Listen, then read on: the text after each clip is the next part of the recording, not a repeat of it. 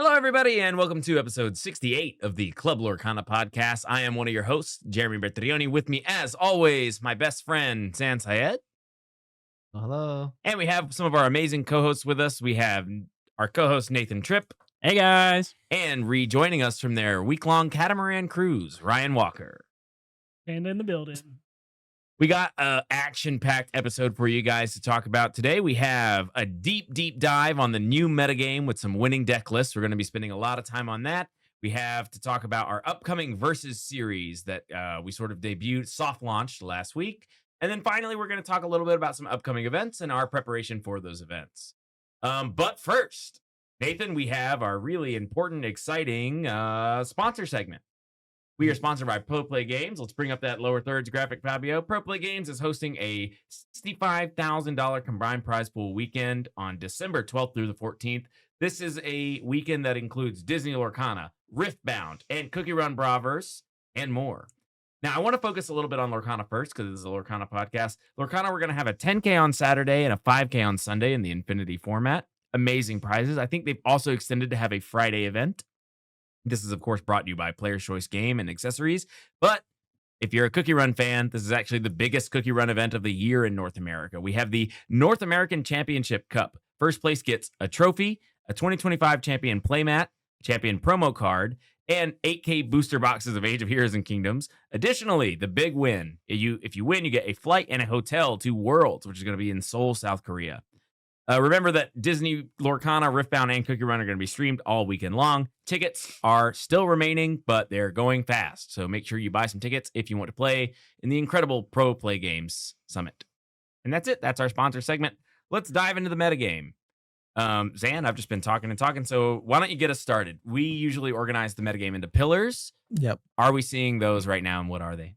Yeah, I mean, honestly, there's a lot of pillars that are rising up, and we don't know which one is going to cut off the other. And we honestly, that's like an experiment that we have to figure out. Which one of these horses is going to come out on top? We know that dogs won this weekend. Yeah. We know that. What else won?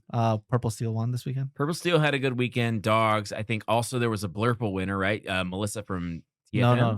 She won with Purple Steel. Ying won with Blurple, and Purple Steel was Melissa. Melissa from TFM, which, awesome to see a member of a team. One thing we talked about a lot last week was like teams in Lorcana. How important are they? What do they do? Mm-hmm. So great to see a member of a team do well. Cool.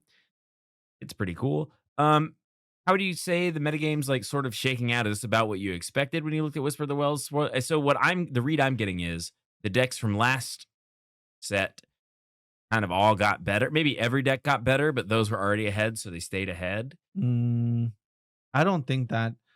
I mean, the most dominant performance was definitely Purple Steel. Right. Because in that TFM tournament, all of the top four was Purple Steel. First, second, third, fourth. That's not that different than what we had. Frank Carson just won DLC Milwaukee with Purple Steel. Yes, but Blurple was right there with it. Sure. Right. Blurple sometimes even won, like, for example, in Bologna. Yeah. So I think that in these tournaments, we are having pockets of basically a regional metas are coming out where when I look at that tournament, there wasn't that much Blurple.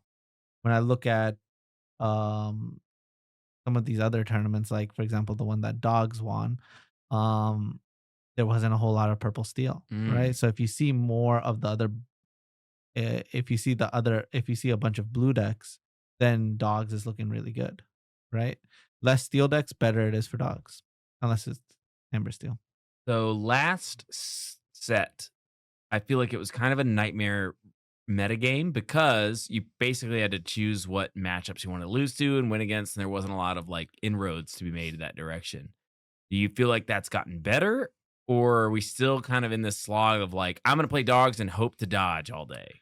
No, we need to think about all of the additional cards everybody's adding, right? Like the 1-ofs, the 2-ofs, or like maybe even the 4-ofs that change the landscape of a lot of the matchups. So then how do you want to do this conversation? Do you want to do pillars or do you want to just dive into the winning deck list? Let's go into the winning deck list, and then we can talk about what are the cards that they played that other people didn't play that are, maybe making the difference in the matchups. Okay, great. Who wants to start? Nathan, you have a winning deck list for us, right? Do the chroma. Yeah. So Chromadogs, one of the biggest cards I think added in this set, which is basically a staple in I feel like all Amber decks, is going to be Mowgli. Mowgli is a really standout consideration. Um, so and then in this deck list, I think there were two other very interesting things, which would be the Lady card and the 3-drop Lady, which actually makes Mowgli better. So pulling up that Lady card now. Um, so one of the things that I think we had discussed in the past, why we didn't slot this card into Chromadogs, how it kind of slowly shifted out, was because you didn't have as many 2-drops that you really wanted to throw out with her. Now we're running a higher density of 2-drops, being in this list, I think it was 3 Ursula and 4 Mowgli. And so playing her on 3 and dropping that extra 2-drop body that removes hopefully something from your opponent's hand, I feel like increases. I've actually been playing a good bit of the dogs list. Not this specific one. It was a variant by Lorcana Habibi that he played in the that weekly tournament. And it's been doing really good. I've been getting like tons of wins. I'm like playing 10 and I'm winning 8. So Chromadogs does still feel really good. And I think Mowgli is really the shining card there. But one subtle other card, they're not playing the shift line, but they are playing the new 1-drop Webby. I think that's another good call out. She is very subtly really, really good with the 1-drop Lady. She's basically an extra tramp. In a similar way, you play 1-drop Lady, you play another 1-drop, and you play Webby. Well, now your Lady has another line where she can quest for 3. That's added a ton of consistency for me as I've been playing. So I like the shift line. They opted not for the shift line. Zan and I have talked about it. It doesn't necessarily feel like it always fits in. Sometimes it's really good, and sometimes it doesn't do anything. So great. I mean, I'm trying to think of a good follow-up question. And what are we asking about the All dogs right, deck? so I'm gonna go. This shorty player who won with this deck, um, posted all of their matchups. So on Saturday, round 1 they played against Red Green. Round 2 they played against Amber Steel. Round 3 they played against Blurple. Round 4 they played against Blurple. Round 5 they played against Amber Steel. Round 6 they played against Green Purple. Round 7 they played against Blue Red. Round 8 they played against Green Purple. Uh, and then round 9 they played against Blue Steel. So when I look at these matchups, Red Green is a bye. Both the Amber Steel matchups are a bye, but they won once and lost the second time. And then Blurple is supposed to be a bye. Round 3 was a win. Round 4, when they played it again, they lost. So 2 of their losses was to actually one of their highest win rate matchups. So I feel like those decks actually gain something to be able to beat dogs, right? Then purple green is historically a super easy matchup for dogs because you're a much faster deck and you can under the sea them, and Chromacon can cause them a lot of problems. Blue steel is also historically a good matchup for dogs. Mainly you're hoping to dodge purple steel. Um and blue red is also a really good matchup, especially if they don't have be prepared. So I'm like looking at their day 1, they went 7-2, but if someone was like, "Hey, guess the record of this," I would say um their best performance is probably 9-0. I would have guessed that they went 8-1. So based off of the matchups, I obviously need to see the die rolls. I would actually expect them to go 7-2 or 8-1, Sure. right? And they ended up going 7-2, which I think is on the lower side. And I think they had a really good shot at going 9-0 based off of just the matchups. Like blue decks might be harsh though, right? Is there not a new spooky sight that totally ends your game on the spot for only 6? That's why you're playing 4 Mowglis, right? Mhm. So I actually think that Dogs was just a well positioned list. And even though I like some things about this deck list, there are some things that I don't like about it. Uh, One would be Ursula. I think that I don't I cannot imagine that we should be playing 3 or 4 Ursula. In this list, there's 3. I think that there should be maximum 2, and then but I think I'm closer to 0 than I am to 2. To be honest, You don't want to go turn 2 Ursula and turn 3 Lady into Mowgli. If there's no, string- it's just there aren't enough songs in the format. So basically, what you're saying is I'm really scared of blank, right? And that blank is uh Mean Under the Militia. Sea, I was right? gonna say Mean Militia. Yeah, that is a card that you are scared of, but it's not very likely that your opponent has 2 things that they can hit. So 4 Mowgli is more than enough. The 3 cost lady is also a card that I'm not a big fan of. Even though that they have more 2 drops that they want to play, I actually think that when you opt to take that line, you end up putting yourself in a position to lose rather than a position to win. Um, Webby is like a pretty obvious upgrade, but the thing about Webby is there's no way I would play. I would definitely play 4 Webby, but there's no way I would play 2 Prince Philip before I played 2 Shift Flying Webbies. Shift Webby would be Yeah, a little 'cause it's better the there. same thing. Can sometimes ramp you Does Shift Webby quest for 1 or 2. 2. 2? Yeah, probably a little She's- better than Prince Philip. I've been in the list that I was playing. I've Oh. been playing her, and she does work. A little better. Probably a little better. A Than Prince Philip. 2-4 versus a 3-2. Much harder to remove. And it seems like it always ramps you against any of the blue decks. Yeah. Oh, 100%. And this is a deck that's like, oh, let me just play a ink on 1, ink on 2, and not ink for the rest You of the don't. game. You stop on 3, so it inks you all Mhm. every time they ramp it. And 4 toughness is a huge deal, right? If you have to deal with a Daisy Duck and a Webby, that's so hard to deal with. So basically, I think that the core of the deck is obviously really good.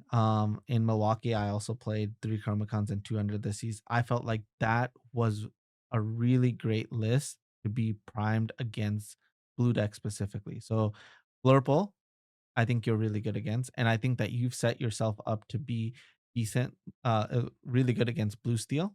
And I also think that you're set up really well to do against green blue, even though we're honestly not seeing green blue. As much as I've tested the deck, I'm going back and forth on it. Sometimes I feel like it's really good. Sometimes I feel like it's not that good. And I feel like it's like if you have Exodia where you just have everything you need, all the pieces, then it feels really good. But if you don't have all the pieces, sometimes the pieces don't make sense together. Yeah, I was actually about to interrupt you maybe 2 or 3 times and trying to say like, where is blue green? It seems like blue green would eat this deck for breakfast, but I guess it's not getting there. It's not consistent enough. It's And Mowgli is a problem, to be Yeah. honest. Mowgli sometimes hits your ramp, hits the sail.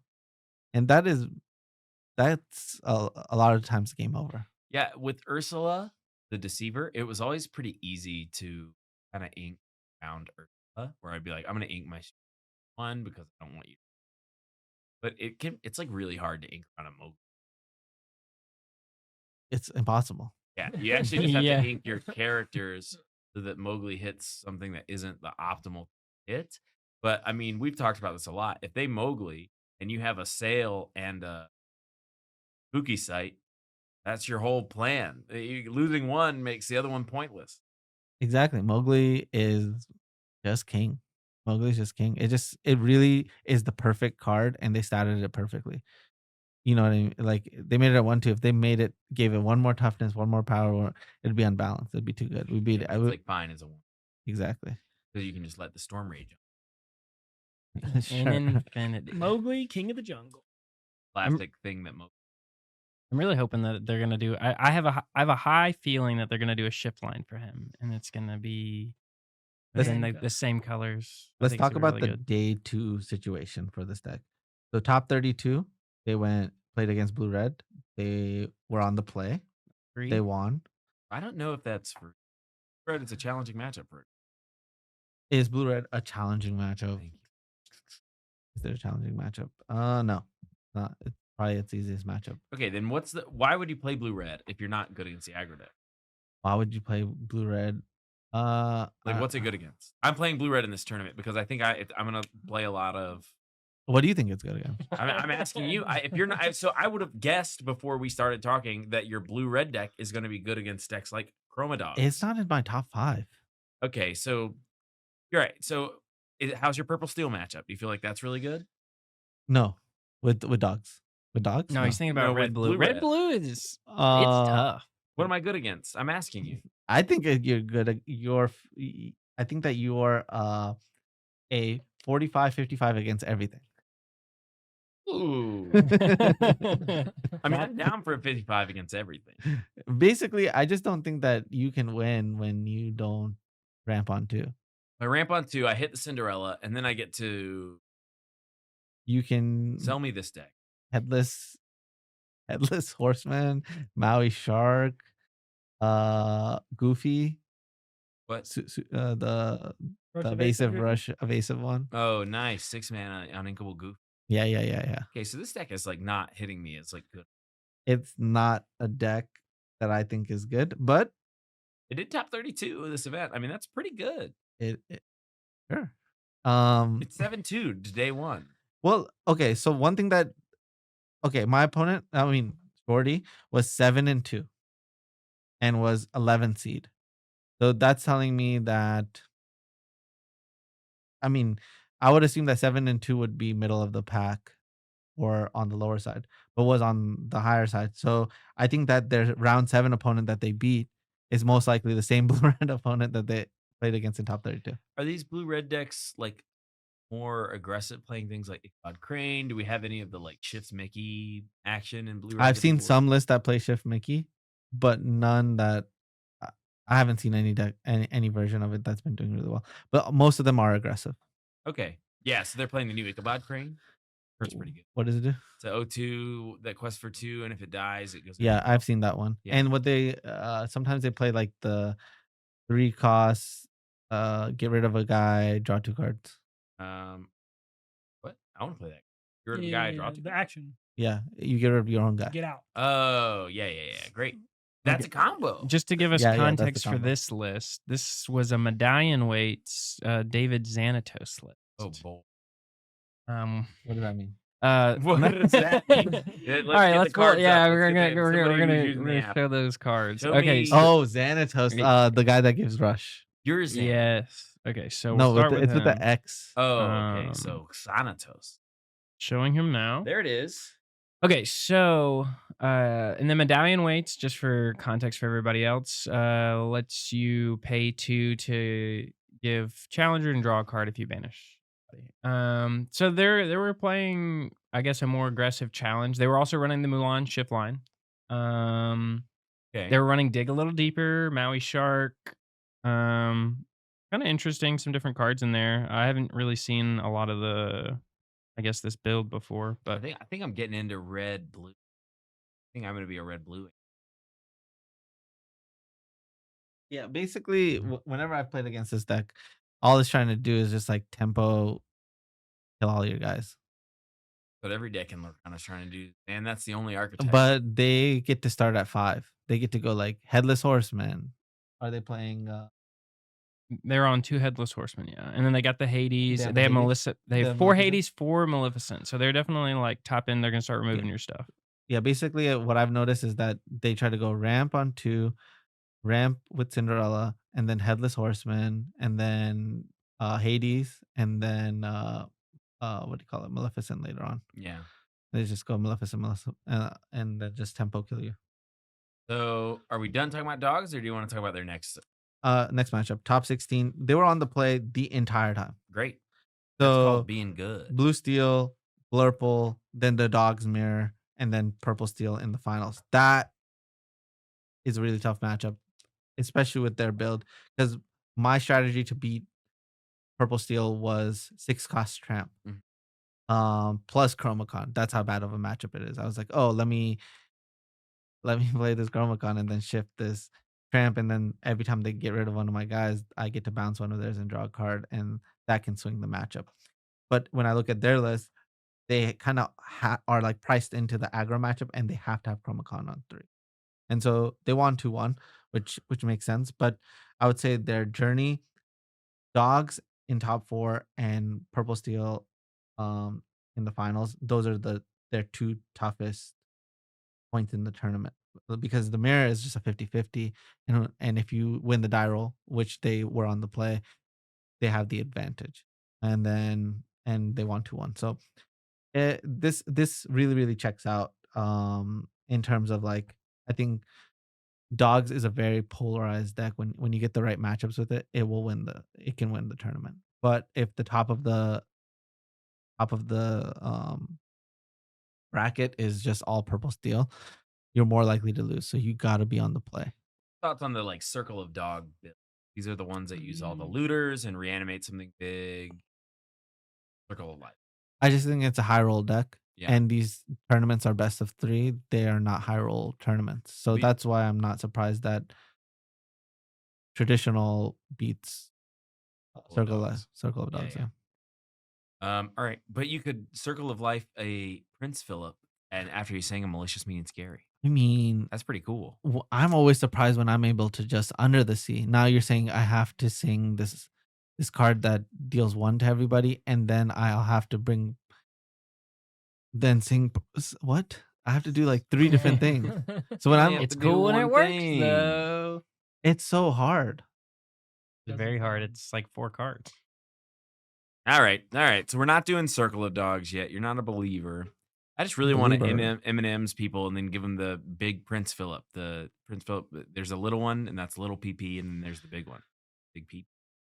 What? M&M's big PP, Circle of Life. Right? What are you talking about? Okay, let's move on. All right, what was so Purple Steel? Yeah. Someone want to pull up the Purple Steel list? So it was the Forbidden Mountain, 3K. They had 69 players. This is Ryan's deck to present. To all of us. There were 4 Purple Steel in the top, but Melissa was able to take it down as It was the number all 1. Purple Steel. In the top 4. How many of them were on TFM? They all have the same list.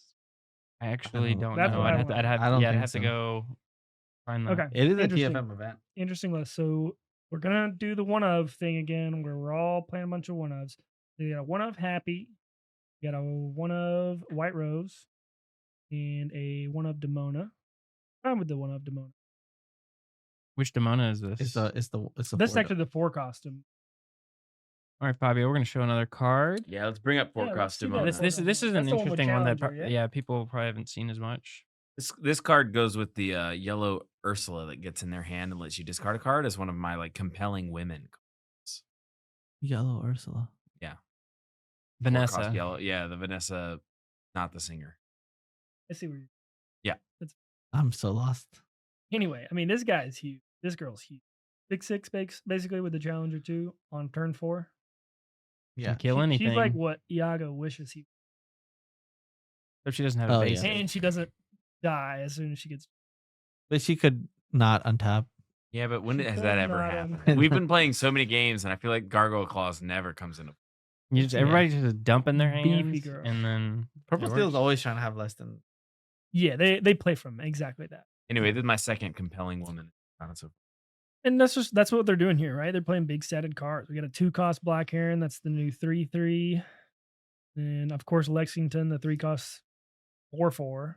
Yeah, Lexington was really good. We saw that in y'all's gameplay last week in Blue Steel and Purple Steel. Lexington is really strong. Lexington is a beast. It's really hard to quest with a genie when they have a Lexington. That's all I can say. I love Lexington. They're They should just give us a doing- Lexington in every color. You're so weird for feeling that way. They're doing. They have 3 Cheshire Cats. How do we feel about Cheshire Cat? My favorite card. It's been slapping for sure. I think it's pretty cool. Pay 1, move 2 damage has been. I think really, being able really just good. having a repeatable effect on a card, like that's one. It's very like subtle with the boost effects. Like I love being able to repeat the Exactly. boost. Dude, I don't know if you remember in set 9, there's always like, I feel like almost every turn when we're on 5 week, it's like if they play a bell here, I get destroyed. And now this is out and it changes the whole game. Right? You Alright, can't Nate, hang damage. Maybe it's not subtle. I always Yeah. say subtle. I know Nathan, it's that's exactly what I was about to say. You're like, it's kind of subtle. And like, dude, That's the mechanic. wait, there's like a meme of this girl. There's like a hint of hint of a tomato. You guys know what I'm talking about? No. No. There's a meme. It's like this girl describing the soup, and she goes like a hint of a tomato, and the dad goes like, do you know what hint means? She's like, no, it just sounds like a good descriptive word. It's tomato soup. it's tomato soup. That sounds tastes It's got a hint of tomato, and it's like it's fully okay. Yeah. So we've got a new subtle thing about the boost mechanic. You can do it over multiple turns. So Subtle, very subtle. You don't expect to do that. Yes. One thing that's surprising, I guess, is the one of he hurled his Thunderbolt. You would expect more of You that would expect card. more of that. I like 2. Yeah, it is unequal. I think somewhere in the 2-3 range is where I'm going to be at. I think it's going to work its way up to 4, to be honest. I think as the meta goes on, people are going to be playing more and more if he hurled his Thunderbolts. I think it stays that. I think it comes down to 2. All right. Yeah. Why?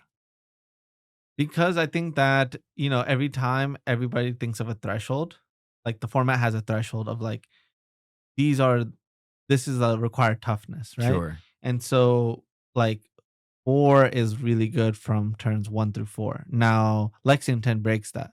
And now you're like, okay, now if I have a 5 toughness guy, I beat majority of things. So you're like, this Donald Duck, it survives a Zeus and a Lexington hit. Mm-hmm. And you're like, holy moly, this thing is next level. And then when you get to 6, you're like, I'm spoiled. This is a Hades, it lives forever. So you're saying now the new stat line that's like impressive is an X5. So as long as something's an X5, that's like pretty good. And Zeus Bolt just doesn't really handle an X5. And it's maybe even one of the things that's setting the speed limit at 5. The best explanation / feeling is Hiram. Guy was being a Hiram 6. 4, yeah, just having it was 6 bad. was like because he was so 1 good. above Zeus. Yeah. Well, Hiram was 6 Right. and cost 4. And in a time when the threshold was 3 and 4. And you're like, why is this so much? But what about giving all your deities Challenger 2? Much to think about. No. Yeah. Sorry. No. My bad. Doesn't come up. Right. It comes up. I think the only card that I've seen it come up with is the new. Yeah, the 3/4 Hades. Hades, make it a 5. And the old Hades. Oh yes, in blue steel and purple steel, those would be the Hades is the deity you're using it on. I feel like people are gonna forget it. For feel sure, like people are because it gonna doesn't forget come it. up, that is definitely something. There's a people are like, PSA. If you "Oh." watch the Club Lorcana podcast, you're not allowed to forget that Deity your deities get stronger when Yeah. and he hurled his thunderbolt. Always be thinking like, oh, and now and just say it, even if it doesn't matter. Be like, my Pegasus or my Pegasus, my Hades is bigger. In the And it- club. That way you remember it in the clear. And it's not an Yeah, I did optional say trigger, clear. right? This is not a chosen trigger. So you need to make sure if your opponent plays it that you assign correct damage because technically it's not an optional trigger. So they actually have Challenger to maintain correct game state. You need to. But I do think the everybody's damage. gonna forget it. I think we actually Yeah. learned that from last season, the new take back rule. On my opponent's turn, I'm just asleep. I don't remind them of anything. I'm like looking at flies because why pay attention if they're just gonna be like, actually, can I undo that? And be like, yeah, I don't even know what you did, man. I was totally spaced out. In Just let me know when Milwaukee, I you're done. had. Let me know when you're done and I'll assess the board state and do my thing. It's like where I feel like I should be on my opponent's turn. Yeah.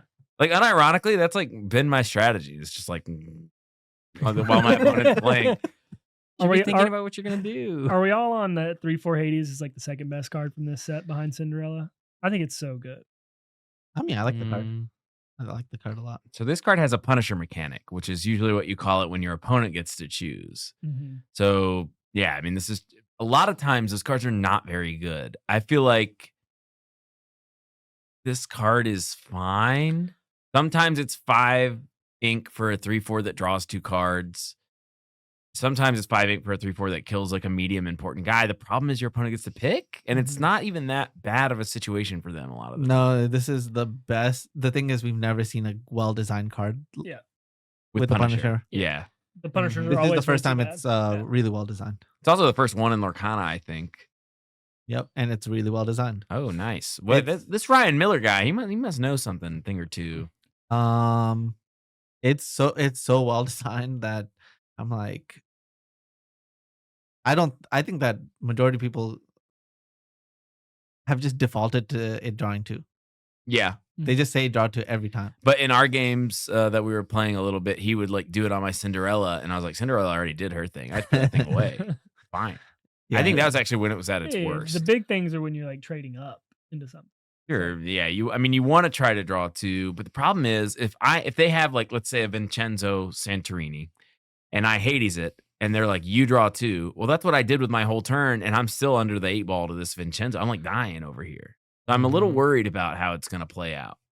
Yeah, so the timing on that card is really important. And the deck that it's being played in is very different. Like, let's just think about it for a second. If it's in purple, steel, or Blurple, they are vastly different cards. And I don't think that it's necessarily correct to be playing it in both decks. So, for example, in this, I'm not surprised that 1 copy was cut. Right. In the purple steel deck. Because the thing about the purple steel deck is it should be able to answer when it needs to be able to answer. And when it can't do that, it just loses. Yeah, whereas the Blurple deck, you might have 3 or 4 answers anyway, or you have like an Into the Unknown. So you're like, oh, I'm gonna try to kill your Hades, and they're like, no, you draw 2. And I'm like, whatever, I'll just Into the Unknown it next turn anyway. Exactly. So yeah, you don't have that critical mass. I get it. You can't rely on it to be a removal spell. Exactly. You have to have it in a deck that's way more control-y then, right? Yeah, I mean, I think so. And but there's so many variables with this card in terms of what other people are playing. When it's all blue decks, it's the best thing in the world. When it starts to become, it's actually just a threshold of the average character cost. I was gonna say average ink value of every character. Yeah, I was gonna say the So same thing as if you. you're playing against dogs every round, that's the worst card in the world. That card is pants. Yeah. Pants for sure. So right now, what people are experiencing is the beginning of the format where everybody's playing a certain style of deck. But I promise you, if the purple steel player that was playing against dogs in the finals had 4 copies of that and drew it every single time instead of Elsa or Ursula. Exactly. Or These cards that you do that can Or reliably Belle. take somebody out. Yeah. Imagine if you drew that instead of a Belle. You're like, I just lost the game. Yeah. So, yeah, it's honestly a really complicated card to evaluate. But You know what card's probably a lot better in purple steel? I was thinking that new Ursula or the Ursula from set 9 where it taps something and lets you play a song. Songs have gotten better. You now have your Zeus bolts. We all just be playing a ton of Ursula. This is literally so like full disclosure, I've been doing a lot of other stuff trying to amass money to play in these tournaments or whatever. So I've been working the Renfest. I haven't played as much Lorcana as usual. yeah. So I'm kind of just coming in trying to ask intelligent questions for maybe some of our listeners that haven't been playing as much for whatever reason. Yeah. Why isn't everyone just playing a bunch of this Ursula 5? That card seems great right now. I mean, I do think that card is a lot better, but it's all about finding the balance. Sure. I do think that is probably the least played one of that should be the most played one of. Nice. I found an MVP award of least played one of that should be the most played one of. Yeah. Pretty good. What else do we want to talk about with Purple Steel before we move on to the next one? We're going deep this episode, Yeah. folks. I mean, I'm pretty happy with that. I just think this is such a fair standard deck, right? It's just doing its thing so consistently, and I think it got even more consistent with another removal spell of Thunderbolt. What do you think about the best of 1 in purple steel? Oof, I can't play this many one ofs. It's all going to be meta dependent, right? As we see the meta evolve, you're going to be able to put some of these in. I just like one of White Rose. I just feel like we shouldn't be playing. If we only want to play 1 White Rose, like, what's the point? I mean, if you're at 19, it's pretty good. Yeah. It's like the I get perfect high thing. five. I go high five everybody. I get like in a line of high fives after saying that. I just Yeah, like it's walk like down. I've played a lot of Cobras and White Roses together, right? We always want like a critical mass of that effect, and we just got to spring one of White Rose. I'm never gonna draw it. Yeah. White Rose is a card that I could see as a 1 of. I'm okay with that. Doc is not a card I could see as a 3 of. You know what I mean? Like, Yeah, I think it's it's a a hard card to cut. yeah, and I think I am fine with playing it in 2 as long as I draw it when I need it. Nobody, like, no card in Lorcana has been the result of as many, like, of course, this is going to happen top deck stories.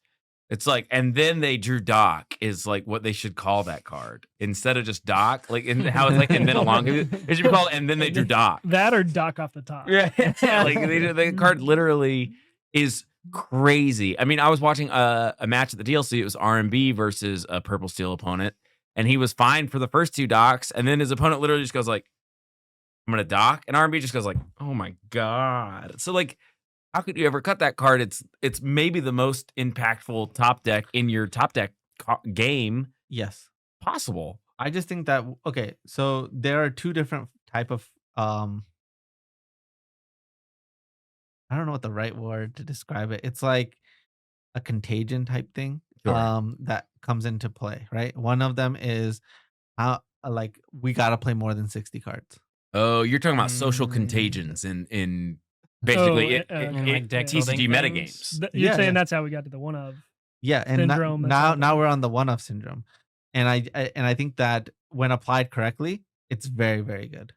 And I think that I could see where Frank was coming from. And it's a big thing that Moyen pushed, right? And I think that playing there were times in that optimal blue red deck that you can be playing 62 cards to make sure you have that ramp on too. All of those different things, right? Like there are definitely moments when I think it's correct. I think that especially in a weaker format, you need to have one ofs that can like offset the weakness of your deck, and that's really nice. But I think now we're in like a super powerful format, and I'm like, we need to just double down on like the really good cards. This is, in my opinion, a Mhm. middle powerful format. This is like a powerful format. A super powerful format is And it's not, but it's way more powerful than it was last set, yeah. Oh yeah, and way. enough for us to be like, we need to figure out like if this 4-cost Demona is actually really good, and Right. either decide it's a 2 or a 4. Right. Like we need to figure out this if this Hades actually should be a 4 or I should think be this a 2. 4-cost Demona is compelling. I agree. 4 cost 6/6. A body that's really tough to deal Really, with. that body's tough. For sure. Is it my turn? Made Are we doing Yeah, Blurple? Yeah. I mean, yeah, just shout out to Melissa. Great tournament run. Obviously, we're just kind of perusing the deck here, right? Obviously, I mean, great No, job, yeah, Melissa. insane result. I've always had a pleasure playing against Melissa, a great player, and I mean she's done wonders with Purple Steel. Mhm. I mean, Mhm. And dogs. she beat Done well with you dogs. in the Southside, yeah. Southside Gaming finals, and like, yeah, I mean she's been on a tear for sure. It's just more about like what are we thinking about Purple Steel moving forward? All right, you want to go into So I got Ying's first place deck, CC Prague. This was with Blurple. I get to be the Blurple guy of this podcast. And you're seeing a lot of the same stuff. We have this suite of 4 drops that might sound familiar to you. We got 4 Dumbos, 4 Genies, 4 Iagos, and 2 Elephants. So pretty much nothing's changed when it comes to that stuff. We even have really familiar 1-drops. They're playing the 6 1-drops, 2 Rafikis, 4 Basils. And then we have the ramp cards. We went with 9 of them in terms of on 2. So we have Tipos, Sail the Hours Right Sea, and 1 jump ahead. So far, I haven't named a card that wasn't in Blurple set 9, basically. Yep. Here's some newer stuff. We're playing a Cheshire Cat, and on our 5-drop suite, we have 4 of the new Hades, which we kind of already talked about in this podcast. Hades makes a lot of sense because it's a more controlling deck. The rest of our 5s are, kind of the same. We have Elsa 5, and we also have 3 Bells. This is like kind of interesting. Toward the end of last format, 4 Bells non-negotiable. Now it looks like a Bell is given way to maybe something else. We're playing 2 Demonas, which I think is an interesting number for that card. This is the 6-cost Demona, draw 3 cards, Premier Legendary set. And then we're capping it all off with 4 Hades and 3 Monstros. Notably, there's no Elsas here. For non-character spells, we also have 2 of the magical maneuvers. That's exert one of their characters, return one of your characters to the hand. We have this new action that basically puts something in the inkwell, and then it's the top card of the deck in the inkwell. So it's 4-cost inkable action where it's like ink that thing and they get another ink. So it double ramps them. 4 of the Into the Unknown, which I think is the big non-negotiable when it comes to Blurple. And then 3 of the new fascinating Junior Woodchuck's Guidebook with notably no synergies. So this is raw, cost 3 to draw 2 cards, but you can distribute it 2 and 1 if you need to. And basically that's the deck. I think it makes a lot of sense. I think it's probably the most similar to a set 9 deck that we've seen today so far. Mhm. Our only new cards are basically the Hades, Demona, the new removal spell, and 3 cost draw 2. So talk to me about this deck, Zan. Blurple, same as it all ever was. Yeah, first off, shout out to Ying. I met Ying in Austria. Super great player. And then Ying and I got paired in Milwaukee Oh, nice. What round? for first round of day 2. Oh, wow. So he was playing Blurple, and I mean he got paired against dogs, which was not good for him. And then I know Ying ended up going to a CCQ, which was still set 9 when set 10 had just come out, and lost in the finals with Blurple. And then now he got his redemption and won with Blurple in set 10. And Huge. so I'm That's actually really awesome. surprised. Yeah. I noticed that you said like Blurple used to be able to hang with Purple Steel. It's a really loaded statement. It's basically saying like, but not anymore. This guy won with it. Is Blurple still like in the running as a top deck, or are we just like, is it just not as good? Blurple? Blurple. Oh, I think Blurple was extremely well positioned this weekend because its biggest weakness is green blue in terms of the blue decks, but it's the best blue deck that's not green blue Nice. in terms of the matchup against other blue decks, right? And then you have, I think that your favorite against purple steel. I'm noticing no Cinderellas, which I think is maybe surprising because I thought that was the best card in the set. I am shocked that there's no Cinderellas. I still would play more Cinderellas. I mean, there's a bunch of things about this list where I would change them, change a bunch of things, but I think that it's more about having the right deck than honestly the small things, especially when it came to the dogs and what do you call it, and this Blurple list. This is probably my front runner for what I'm gonna play in the new set, simply because I'm, sorry, Zan, I have all these cards. Yeah, I'm not surprised at all. I gotta buy 4 Hades, 2 Demonas, and get some commons off of Ryan. Probably has them. And then I'm good. I think there's one card you didn't mention, No, which is the Cheshire Cat. I did mention there was a That's the first Cheshire one I Cat. mentioned. Oh, okay. He But hates I think cats. that's the reason why they cut down on to the 3 bell, because Cheshire Because Cat it's 4 of the is- move damage Yeah. thing. Yeah. Their 4th bell is their Cheshire. There Yeah. should be 4 Cheshire Cats. No, Really? So You think Cheshire you Cat's think better it's like than a lock in? it's better for, than Bell. So here's what I'm it's thinking. better than this Madam Mim. Here's the most important thing, I guess, to Yeah. me. Cheshire Cat can't kill a Dumbo. And that's like the most important thing that any of these damage movers do is I get know, Dumbo but off you're the field. flooded on 5. What do you mean? You got 3 Bells, 4 Elsas, and 4 Hades. Yeah, but I've five is actually fine. seen some very interesting discourse that a lot of people are cutting out Dumbos. Now I don't know if that's just what I've been. Again, people are talking about it and stuff, but some lists are just completely removing Dumbos. Is they're like, Jeremy, you're the Blurple guy. yeah, what do you think about that? I mean, I think Dumbo is like maybe the most important like control advantage engine in the game. I think that Mhm. the moment where you get to untap with your Dumbo and draw like 2 cards, one off Dumbo with Elsa, the games become unlosable, right? And so to me, giving up on that is you saying that you don't need to win control mirrors anymore. I think that if you're trying to kill aggro decks at all costs, Dumbo does actually start to look a little bit worse. So that's kind of what you're going up against. I mean, but like, Dumbo's having a tough time right now because Lexington and there's that new Amber card that I don't know if a lot of people are playing where it's like destroy an evasive draw a card. If that card sees widespread play, then like, there's no way you can play your Dumbo deck. Blurple might have to find like a whole new identity that is a different thing, not Dumbo. Another huge omission from this deck, by the way, no spooky sights, 0. Yeah, they did not respect the aggro matchup. I guess they didn't need to. They just said I'm losing that one anyway. So No, why what do take you it mean? back There's a some? lot of respect for aggro in here. We have 4 Elsas, 4 Bells, we have Elephants, we have a suite of 1-drops. I mean, I think Blurple has always been kind of good against aggro. And if the aggro decks are like What is this saying? slowing What are down, you- what are what do you you mean? saying right now? If you won the die roll against Hammersteel, you were gonna win No. because Yeah, and everything I up would the say curve killed it's something. better against Amber Steel, but then obviously like Dogs just Sand said takes it no. to the park. Really, that's like contrary to my lived experience of every time I played Blurple, won the die roll against Hammersteel, I like won. And I'll say that I lost a lot to Blurple players like that. It can be a close. Like I feel like it's a lot closer against a good Blurple player and a bad Amber Steel player. Nice. I mean, I definitely had close games while playing Dogs to Blurple, but I still maintained 100% win rate. I'm not saying so- dogs. I think I- dogs is really terminal. Dogs is different. It's Yeah. so much more aggressive. Yeah, dogs. Amber Steel. I think that it starts when I look at this list, it starts with having a 1-drop, and the difference between Rafiki and Basil is pretty massive.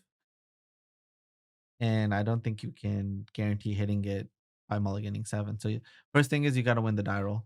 Second thing is you got to have a 1-drop, and I feel like you've already made it really slow. I think the number one thing that I see in this list that I think is really smart and really good right now is actually the 4 Iago. I think every single person has Yeah. cut interaction with Iago. Iago used to have a bunch of like free interaction. Like even this deck isn't playing your hypnotic strengths or your improvise. No one is. It's all gone Gone, because right. nobody's playing around illusions anymore. That is pretty cool. And That that's makes the Iago a reason lot why better. I believe that the one ofs is not correct. You can't even afford to deal with Iago for free anymore.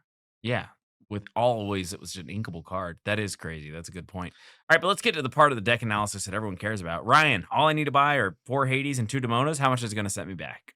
I love woodchuck. You got to pay out the woodchuck for woodchuck. How Woodchuck. much wood would a woodchuck?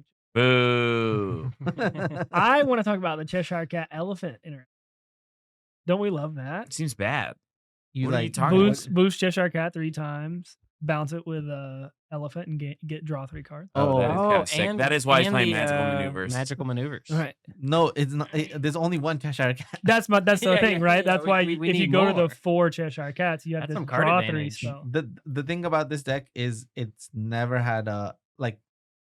It is so easy for this deck to never run out of cards Mhm. that I don't think that we should be playing Elephant at all. I think that you rather be playing the 4-cost Demona. Like I think that you just want to put stuff on the board Yeah, and have that's it fair. stick. I want to Sure. play the Cauldron Born, dog. I want to play, 6 cost, 6/7. Beat this stupid thing. I also think that 5-cost Bell is the worst it's ever been. Yeah, no, that's definitely true. Let's move on to the next deck choice. I do like Magic and Maneuvers though. That Yeah, card looks really very That's a good. fun card. And Yeah. I'm not a big fan of Monstro at all. I don't. I think that this makes sense if you're like, I'm scared of green blue. I think Mhm. Monster is good right now. He's good against green blue, and you can always ink it. Dan, let's go with the next deck. What is the next deck? That's It's it. yours. It's the one you're presenting to us, Back right? to- You're supposed back to to prevent blue blue steel. steel. Oh, blue steel. Oh, I mean, it's just the blue steel list from last. I mean, it's the blue steel list I played on the last episode, which is an allies build. And that's a great segue. The last episode, I noticed that we did like a weird versus series thing. Let's talk a little bit about that. Are we doing that again this week? Yeah, we're gonna be doing a crazy version. All right, tell me about what viewers can expect to see in this coming week of videos. Okay, so basically, this goes live on Tuesday. Yeah. Then on Wednesday, it's going to be me versus somebody. Round 1 of a 4-person tournament. It's gonna be me versus Nathan. Okay. And then on Thursday, what do you call it? It's going to be me versus Ryan. Yep. And then that forms a bracket. So after that, Sides of the table. there's going to be a finals. Yes, there's gonna be a finals, and that's gonna be the winners. And that'll be on Saturday? Winners. Friday. Yeah. So Nice. basically, we'll have a video Tuesday podcast, match on Wednesday, match on Thursday, match on Friday. And I heard Okay. everybody's putting in an enchanted. Is that right? We all had Yeah, to put look- an look- enchanted. look- in. all I put didn't an bring mine, enchanted. but I'll Look at put in this an beautiful. And the winner Oh my does goodness, the look- enchanted. Gets the enchanted. Gets all the Gets 4 enchanted. Yeah, enchanted. gets all of them. Okay, that's Um, fair. So the way that this is going to work is Yeah. the decks that won are the decks that are basically going to be played, and they're gonna be drawn from this bowl. Oh, sick. Do Well, we what- want to just do that right now? Yeah. All right. So What deck are you gonna play, Zan? I see only 3 slips in here. I'm gonna play the winning list from last episode, which was the blue steel list, and the winning list from this week will move on to the next week. Age before beauty. Take a deep breath. And I said I was picking last because I cut the. aren't you always the beauty in the podcast? Hi, everybody. It's me. I'm picking a piece of paper randomly. No. All right. Hey, Yay. Ryan, what are you playing? I'm playing dogs. I'm playing Blurple. Hey, and then I'm playing Purple Steel. And I'm playing Blue Steel. Um, No way. Ryan's Nathan nervous and I's about decks got changed. Ryan's nervous no. about That playing is- dog. that That's is- good. you should be happy, man. It's a bad matchup for me. That's true. It's actually that's actually. But you good for have me to in play the it next round. correctly. That's I the- have to play it correctly. That's gonna be funny. so. I gotta go study for the match. Yeah, so the reason why we want to do this is because it's going to be kind of like a King of the Hill style tournament among us, and I think that this is a good way for us to test and show you guys like the meta and basically which deck is kind of like the deck that beats the other decks, right? Because there are, like, every week there are decks that win and we can never tell which is the best deck. So I felt like, okay, why don't we all just put all the best decks, the decks that are performing the best, and like draw them out of a bag, and then whichever one wins. Like, if you win with dogs and you don't even know how to play dogs, It's the best. it's the best deck. I'm Pretty the good best. indicator I mean, there. It's just a good indicator. Yeah, And for I sure. just think that it gets us out of our comfort zone, except for Jeremy. I think I'm the only one. He's on Purple Steel. He I didn't think know how we to play get that. Ryan out of his comfort zone. Yeah, He's not a purple steel guy. that's fair. Yeah, I've played it a little bit, Yeah. but more than you probably played dog. Yeah, we've all played all of our decks. It's just it's not the deck that we are practicing every single week. What I'm practicing every single week is Mono Red and Cookie Run. Oh my god! I'm trying to win that nationals, bro. I want to go to Korea. Yeah, good luck at PPG. I'm getting weird good at Cookie Run. Like, somebody will make their first play, and I'm like, "You've never done this." They're like, "What?" And I'm like, "I'm gonna Pattaya Dragon that so fast." Well, and they're like, "What are you talking I about?" hope you win it. I hope I win. I Yeah. think that'd be so funny. I did want to say one card that I think is the biggest sleeper. In That's Cookie not- Run? No. Oh, that'd be sick if you And- gave me I the didn't tech have right it. now. No, I out don't of do anything nowhere. you're on left card. If he was like habanero cookie in the red decks, is Like, actually No, no, cracked. no, I like macadamia nut. No. Yeah. Wait, no. Well, shut up. What are you guys talking about? With a hint of pistachios. I gotta go. I haven't seen a pistachio cookie, which is wild considering the You don't breadth play. of- You don't Oh, play green. sorry, that's in the next set. My yeah, bad. Yeah. true. All right, what do we Sleeper got? card. Oh, About time- sleeper card. It's the 4/3 dragon that you can pay for 5. It's inkable. It's purple. It gives Oh, wait, something when it evasive quests, when it you- quests. No, It's wait. evasive already, and whenever it quests, it exerts a character. Oh yeah, that guy's good. I like that guy, and I don't know why that guy doesn't see play. I think a card that guy could be really good in a deck like Blurple. Well, I'm not playing it this week, and in fact, I think it's about time to get to those games. We've talked about everything we want to talk about, so let's sign off. Let's start with me. My name is Mox Jeremy, aka Jeremy Bertrioni on Twitter, and you can follow me there.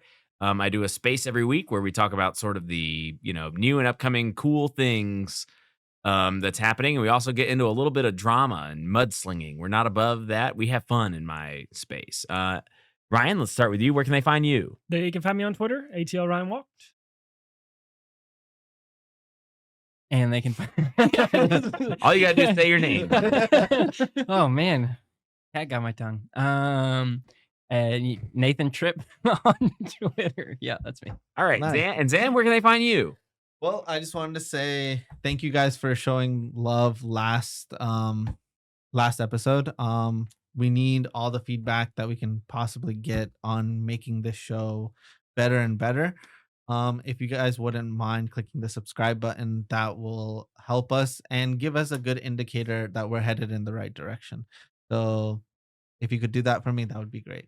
And if not me, for Jeremy or for Ryan or whoever, No, do it for or me. Nathan, or for this baby Yoda. All right.